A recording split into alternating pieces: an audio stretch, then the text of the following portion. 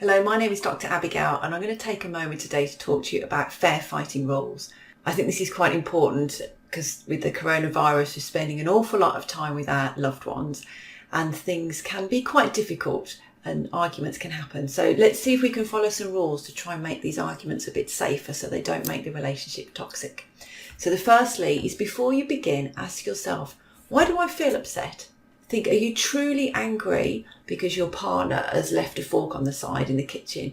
Or are you more upset because you feel like you're doing maybe more share of the housework than you should? And this is another piece of evidence. So take time to think about your own feelings before starting an argument. What am I actually upset about underneath this? Number 2, discuss one issue at a time. So you could start arguing about the fork on the side in the kitchen and then it can quickly turn into, you don't care about me, you don't care about my family. So now you need to resolve 2 problems instead of just one. So when an argument gets off topic, it can easily become about just everything the person has done wrong. And that's not fair because we've all done things wrong and it's not helpful to listen one after another for person. And it's also difficult then to solve the original issue because we've got so many other things to deal with. So number 3 is no degrading language. So discuss the issue itself that you're having an argument with, not the person's character. So no put downs, no swearing or name calling. These just erode the trust and love in a relationship. So degrading language, it's just an attempt to express negative feelings or making sure the partner also feels bad. It's not really helpful. So it's just going to lead to more character attacks and backwards and forwards. And often we're not even listened to because the person's feeling so defensive about the put down that we've used. So number 4, it fits in with number 3. So express your feelings with words and take responsibility for them. For example, I feel angry. I feel upset when you don't clean up things in the kitchen because I feel like I'm doing a lot of the work. I feel scared when you yell at me and angry. So these are good ways to express how you feel. Starting with an I is always a good thing to do. It's a good technique because you're taking responsibility for your actual feelings and how you are rather than accusing the other person of being something else.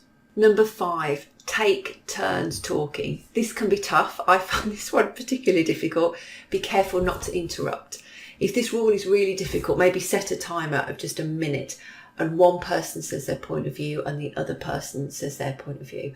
Or maybe hold a wooden spoon, and it's not to smack your partner over the head, but to whoever holds the spoon is the one who gets to speak. I know it sounds a bit silly, but it can be really effective because then each person can get heard. Don't spend your time in this minute thinking about what you want to say and formulating a response, but actually just listen to what they're saying. Number 6 is no stonewalling. So sometimes the easiest way to respond to an argument is just to shut down and refuse to speak. And this refusal to communicate we call stonewalling. You might feel better in the short term, but the original issue stays unresolved. And your partner can feel upset and shut out. Take time out if things are getting too heated. So in a perfect world, we'd follow these rules 100% of the time, but it just doesn't work like that. So if an argument starts to become personal or heated, take time out. Agree on a time, like I said before, to come back and discuss the problem. When we're in a defensive mode, we don't listen well, we don't think well, we're very threat focused. So when we're calmer, we can actually respond and really hear the other person's point of view. So number 8 is no yelling. Sometimes arguments are won by being the loudest. But the only problem is it's not actually won then. Do we want to win an argument or do we want to repair what's happening? And by winning, by shouting the loudest, by being the one that's the most strongest and intense, we don't really win. Nobody really wins because nothing actually gets repaired. We might feel like we've won in that moment, but all we've done is just being the loudest or the most bullyish, and the problem underneath it doesn't actually get resolved. Attempt to come to a compromise or an understanding. So maybe a little bit of what one person wants and a little bit of the other. And if you just can't find a compromise, sometimes actually just listening to what the other person says can help soothe their feelings by just saying, yeah, I'm sorry, I hear what you're saying, I need to do this a bit more. Taking responsibility, because none of us are perfect. It's okay to admit that we're wrong, and actually sometimes that can soothe over and make a really good repair. Or even just saying, I hear what you're saying, you validate it, yes, you are doing more than me. Let's think about that. That can be really soothing in and of itself because the person feels heard, and sometimes that's all we need is just to feel heard. Number 10, I'm going to put this one in as an extra. My goodness, it's a different time at the moment. We're stuck with so many hours with our partners and families that we normally just wouldn't spend in this way. So let's just think about tolerance, kindness and respect before we get to these big arguments. Let's just really try and be gentle with the way we talk to each other.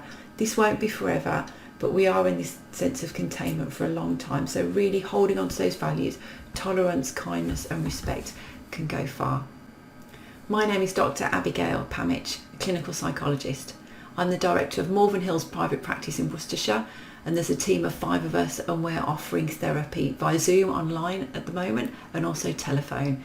So if you're struggling with the coronavirus, you're feeling isolated, struggling with family, having difficulties with trauma, please get hold of us, and we're offering specialist support at this time. Our number is 01684 877 115, and the website is malvernhillsprivatepractice.co.uk. Thank you.